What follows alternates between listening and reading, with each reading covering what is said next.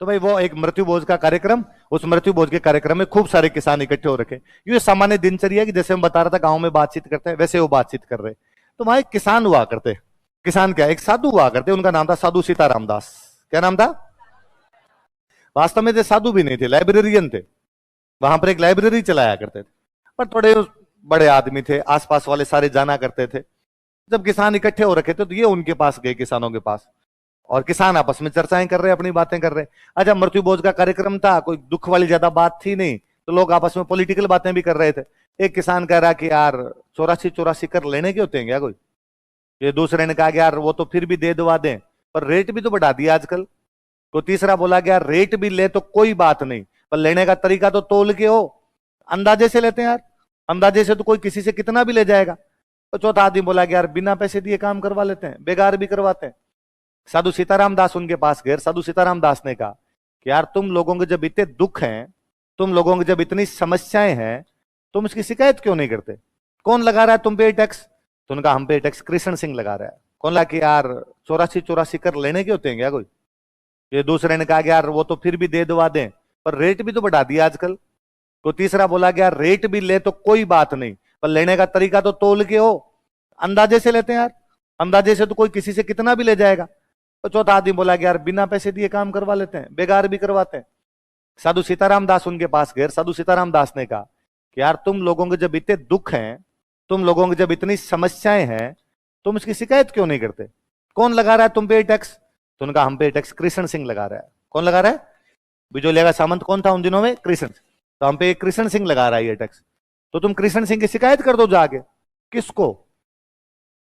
हमारी शिकायत सामंत सुनता है, सामंत की शिकायत किसके पास हो? बाबो सन कहे, बाबन कुण कहे। तो उन्होंने कहा कि राजा के पास शिकायत करो। किसके पास शिकायत करो?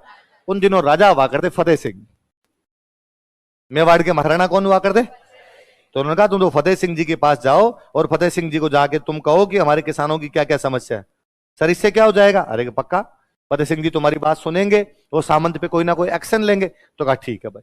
तो 2 बंदे भेजे यहां से शिकायत करने के लिए। एक बंदे का नाम था नानजी पटेल। क्या नाम था? एक बंदे का नाम था ठाकरी पटेल। क्या क्या नाम बताओ देगे? नानजी पटेल और किसानों की समस्याएं लेगी किससे मिलने के लिए गए? किसके कहने पे? मिल ही नहीं पाए, 2-3 दिन तक तो मुलाकात ही नहीं हुई। इस बात को आप यूं समझ लीजिए कि अपनी कोई प्रॉब्लम और अपने कहेंगे सर चलो अपने तो प्रधानमंत्री के पास मिलने के लिए चलते हैं, तो क्या आपने मिल लेंगे? बताऊं, जिंदगी में नहीं मिल पाए। ये तो फिर भी थोड़ा ठीक था कि राजा से मिल लिए थे, 15-20 दिन बाद इनकी मुलाकात हो गई थी। नाना जी और ठाकरी फतेह सिंह से मिले और फतेह सिंह को प्रॉब्लम बताई। सर फलाने फलाने गांव के किसान है, बिजोलिया के किसान है, ये हमारी समस्या है, सामंत हमारी समस्याओं की तरफ ध्यान नहीं दे रहे। सर आप ही अब हारेगा सारा बाबा श्याम हमारा, राजा के अलावा किसके पास जाएं, आप हमारी बातों पर ध्यान दीजिए। राजा ने कहा भाई पहले मैं जांच कराऊंगा, क्या पता तुम झूठ बोल रहे हो, मैं पहले जांच करवा लूं मामले की, मामला यदि सच्ची निकला तो मैं तुम्हारी हेल्प करूंगा। ठीक है सर जांच करवा लो। तो एक जांच करने के लिए अधिकारी भेजा, उसका नाम था हामिद। क्या नाम था? हामिद आया, जांच करके वापस चला गया। जांच पहले भी भाई वैसे ही हुआ करती जैसे आज होती है। आज भी किसानों के मामलों के लिए जांच होती है। क्या हाथों हाथ उन पे कार्रवाई हो जाती है? किसान आंदोलन हुआ, किसानों की जो मांगे थी क्या सरकार ने हाथों हाथ मान ली? क्या जांच कमेटी बिठाई, उस कमेटी की वो सिफारिश आ गई, क्या उनको लागू कर दिया गया? नहीं, सालों साल लटकती रहती है अभी तो जांच से। पहले भी ऐसा ही हुआ करता था। तो शुरुआत के चरण में किसानों को कोई भी सफलता नहीं मिली। बताया आप कौन हो, और छोड़ो यार ये टाबरों को पढ़ाना, क्या बारखड़ी याद करवा रहे हो इनको, और चलो और आंदोलन करो। विजय सिंह जी ने कहा मैंने छोड़ दिया यार आंदोलन आंदोलन अब। अरे कर नहीं, वैसा नहीं करना। पहले तो आप क्रांति टाइप की बात कर रहे थे, बम और पिस्तौल की बात कर रहे थे। हम तो बिजोलिया में किसानों की ये मांग है, इस मांग के लिए आंदोलन करना है। तो विजय सिंह जी ने कहा चलो फिर ठीक है मैं चलता हूं। तो 1915 में एक बड़े नेता आंदोलन के साथ जुड़ते हैं। उन नेता का नाम क्या था? क्या आदमी थे? विजय सिंह जी आए। विजय सिंह जी ने आके किसानों से पूछा भाई किसानों तुम तो एक बात बताओ मुझे पहले कि तुम ये जो आंदोलन चला रहे हो कितने साल हो गए? किसानों ने कहा 17-18 साल हो गए हमें तो। अच्छा कौन सा तुम्हारा ऑर्गेनाइजेशन है जिसके तहत तुम ये आंदोलन चलाते हो? उनका ऑर्गेनाइजेशन मतलब? अरे का पार्टी, कोई पार्टी होगी जो आंदोलन चलाती होगी? पार्टी तो नहीं है। तो आंदोलन कैसे चलाया? क्यों नानाजी और ठाकरे गए थे शिकायत करने, फिर बिजोलिया के सामंत ने कहा कि नानजी ठाकरे दोबारा वापस बिजोलिया में दिखाई देगा मैं टांगे तोड़ूंगा। तो वो तो वापस आए नहीं। फिर ये हमारे प्रेमचंद जी, फतेहकरण जी, ब्रह्मदेव जी ये नारेबाजी कर लेते हैं, हम छोटा मोटा हमारा कर लेते हैं कुछ। क्या मिला अब तक? कुछ ही नहीं मिला अभी तक तो अपने को। तो पहले तुम एक पार्टी बनाओ, कोई छोटी मोटी पार्टी तो होगी कि नहीं। एक वैसे तो है हमारी एक पार्टी है, क्या नाम है कि धाकड़ किसान पंचायत। धाकड़ किसान थे तो पार्टी कौन सी थी? क्या काम करती है तुम्हारी धाकड़ किसान पंचायत? कि यूं वैसे धमकियां दे देती है। क्या धमकी? कि यदि कोई आंदोलन में नहीं आया तो जात से बाहर कर दिया जाएगा। असली धाकड़ नहीं है जो आंदोलन के अंदर। इसके लिए पार्टी बनाई तुमने? नहीं नहीं, पार्टी तो पुरानी थी। पुरानी क्यों बनाई? कि पुरानी तो वैसे थी, यदि किसी ने लव मैरिज कर ली तो समाज से बाहर कर दिया जाएगा। ये धमकियां देने के लिए पार्टी थी हमारी तो ऐसे पार्टियां नहीं होगी। सारे किसानों को साथ लो, एक नई पार्टी बनाते हैं। तुम तो ये बताओ तुम्हारा जो इलाका है, इस इलाके का नाम क्या है? लोगों का इलाके का नाम है ऊपरमाल। क्या नाम है? तो चलो, उन्होंने कहा मैं एक पार्टी बनाता हूं, इस पार्टी का नाम है ऊपरमाल पंच बोर्ड। क्या नाम होगा? पंच मतलब पांच, तो मतलब 5 लोग मिलके ये पार्टी चलाएंगे। कितने लोग मिलके पार्टी चलाएंगे? 5 लोग मिलके पार्टी चलाएंगे। वो 5 जो डिसीजन लेंगे वो अपने सबको क्या होगा? मान। विजय सिंह जी जानते थे कि यार बिना युवाओं के कोई भी आंदोलन किया। विजय सिंह जी वहां मेला लगा था, हरियाली अमावस्या का मेला था जी, सारे लोग इकट्ठे हो रखे तो युवा भी खड़े। तो विजय सिंह जी ने कहा कि युवाओं, तुम्हें नहीं लगता कि हमें भी आंदोलन में भाग लेना चाहिए? तुम जानते हो युवा का उल्टा होता है वायु। जिधर वायु चलती है, जिधर युवा चलता है उधर क्या चलेगी? वायु। तुम हवाओं के रुख बदल दोगे। जब तक तुम आंदोलन में शामिल नहीं होगे, बूढ़ियों से पार, पहले तुम्हें आंदोलन में शामिल होना चाहिए। युवा ने कहा साहब हम तन मन धन से तैयार हैं, हम हमारे क्षेत्र की सेवा करने के लिए तैयार हैं, आप तो एक बार सेवा का मौका दो। तो उनका लो, तो एक समिति बनाते हैं, ऊपरमाल सेवा समिति। क्या बनाते हैं? तो युवाओं की कौन सी समिति बनाएगी? युवाओं का सब काम दो, तो आज का आज बताओ करना क्या है, अभी कर देंगे।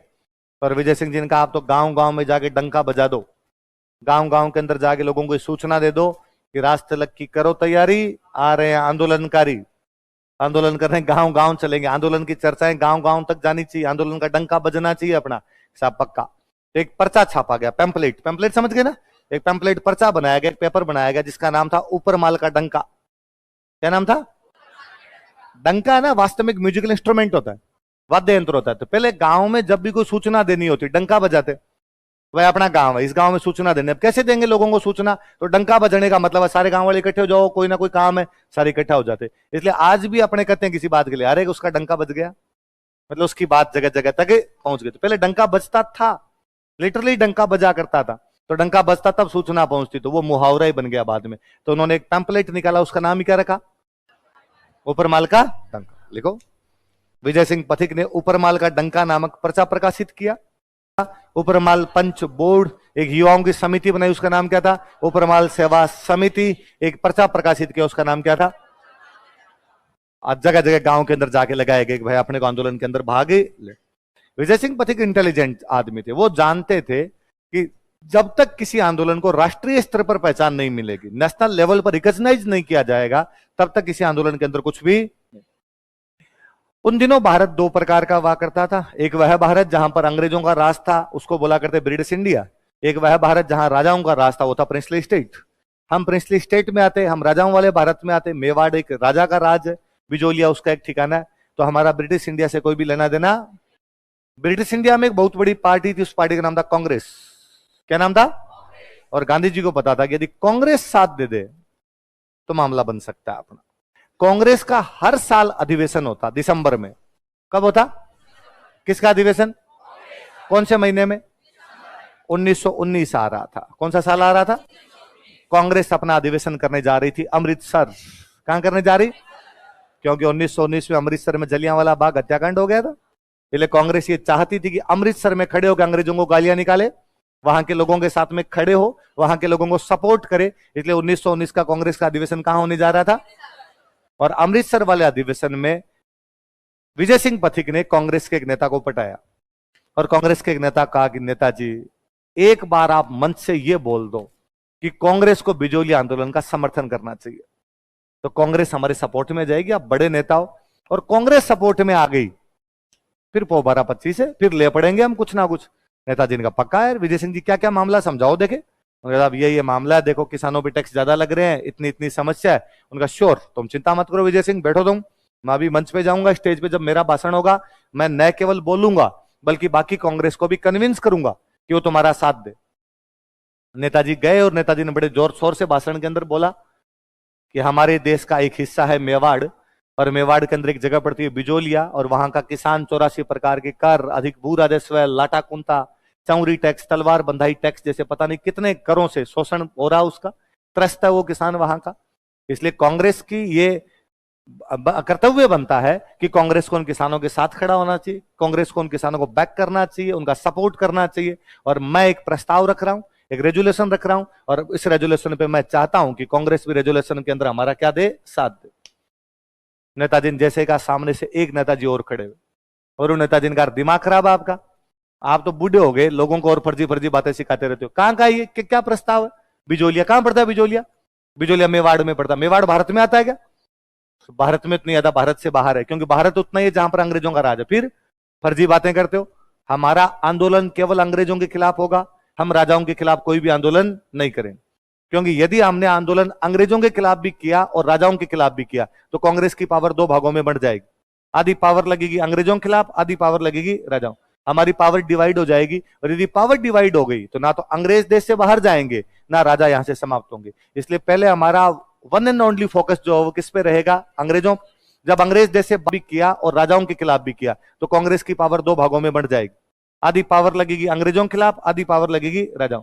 हमारी पावर डिवाइड हो जाएगी, और यदि पावर डिवाइड हो गई तो ना तो अंग्रेज देश से बाहर जाएंगे, ना राजा यहां से समाप्त होंगे। इसलिए पहले हमारा वन एंड ओनली फोकस जो है वो किस पे रहेगा? अंग्रेजों। जब अंग्रेज देश से बाहर चले जाएंगे तब सोचेंगे कि राजाओं का क्या करना है। पहली बात तो राजाओं के खिलाफ आंदोलन करने की कोई आवश्यकता नहीं है। राजा हमारे भाई हैं, वो इंडियन है, मिल बैठ के बातचीत को समझा लिया जाएगा।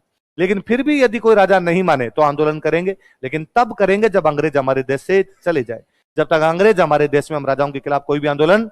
इसलिए प्लीज नेताजी ये फाड़ के फेंको, फालतू में लाए हो प्रस्ताव यहाँ पे। वो नेता जो हमारे पक्ष में प्रस्ताव रख रहे थे उनका नाम था बाल गंगाधर तिलक। क्या नाम था? वो नेता जो इसका विरोध कर रहे थे उनका नाम था महात्मा गांधी। क्या नाम था? और 1920 में कांग्रेस का अधिवेशन होने वाला था नागपुर। कहां होने वाला था? और विजय सिंह पथिक यहां से अपने बिजोलिया से कई किसानों को इकट्ठा करके लेके गए कि साथ चलो मेरे, और अपने आंदोलन के बाहर जाके बैठ जाएंगे, और गांधी जी जब आए तो पैर ही पड़ जाना, रोना जोर जोर से अपने। तब देखेंगे बापू क्या करते हैं क्या नहीं करते हैं। और गांधी जी आए और अपने किसानों ने पैर पकड़ लिया, बापू ऐसे मत करो, आप यो हमारे तो जो कुछ हो ना, आपके बिना हमारी तो पार। अरे बाबू ने कौन है रे, ये है कौन? विजय सिंह पथिक ने कहा मेरे साथ है। अरे आप तो वही हो तो पिछली बार भी वहां थे, और आप तो ये प्रस्ताव रखवा रहे थे। हाँ बापू मैं विजय सिंह पथिक, हाँ मैं जानता हूँ आपको, पर यार विजय सिंह जी इंटेलिजेंट आदमी हो, आप तो समझते हो यार इस बात को कि कांग्रेस आंदोलन कैसे कर सकती है। कांग्रेस अंग्रेजों के खिलाफ आंदोलन करेगी, राजाओं के खिलाफ आंदोलन का। बापू समझते हैं हम आपकी बात को, पर फिर भी कांग्रेस का साथ में खड़ा रहना भी किसानों के लिए बहुत सपोर्ट होगा। कांग्रेस खड़ी तो रहे साथ में, ऐसे क्यों कहती है कि हम आंदोलन ही नहीं करेंगे? कांग्रेस करेगी, जो हो रहा है वो सही हो रहा है, इतना कह दो आप तो। और गांधी जी ने कहा इतना कहने से हो जाएगा? बापू कह के देखो। और गांधी जी ने कहा कि देखो तन मन धन तीन होते हैं, धन मेरे पास है नहीं, है ना, तन मैं ले जा नहीं सकता वहां, मैं मन से आपको समर्थन देता हूं। किसे देता हूं? नागपुर अधिवेशन में गांधी जी बिजोलिया आंदोलन को नैतिक समर्थन देते हैं। क्या देते हैं? Moral support. तथास्तु, विजय भाव, जो कर रहे हो वो सही। पर यह भी बहुत बड़ी बात थी, क्योंकि अगले दिन के अखबार में छप रहा था कि गांधी ने कहा कि बिजोलिया के किसानों के साथ हूं। ये भी तो किसानों की जीत है। बड़े नेता का कहना अपने आप में बहुत बड़ी बात हो जाती है। ये कौन से अधिवेशन की बात है? सामंत पे दबाव आया, और बिजोलिया के सामंत को लगा कि यार आजकल तो बात कभी अमृतसर में हो रही है, कभी कहां पर हो रही है? नागपुर। और कांग्रेस के अधिवेशन में बात होती तो अखबार में छपती, और अखबार में छपती तो ऑल इंडिया पब्लिश होता, सबको पता चलता। तो बिजोलिया के सामंत को लगा मामला उलझता जा रहा है। तो बिजोलिया के सामंत ने किसानों को बुलाया, और किसानों को बुलाया भाई क्या समस्या है तुम्हारे? तो उन्होंने कहा यार समस्या इतने साल से बता ही रहे हैं कि चलो मैं तुम्हारी जांच करवाता हूँ। क्या करवाता हूँ? और जांच करवा के देख लेंगे क्या करना है क्या नहीं करना। इसलिए बिजोलिया के सामंत ने 2 जांच आयोग बनाए। कितने जांच आयोग बनाए?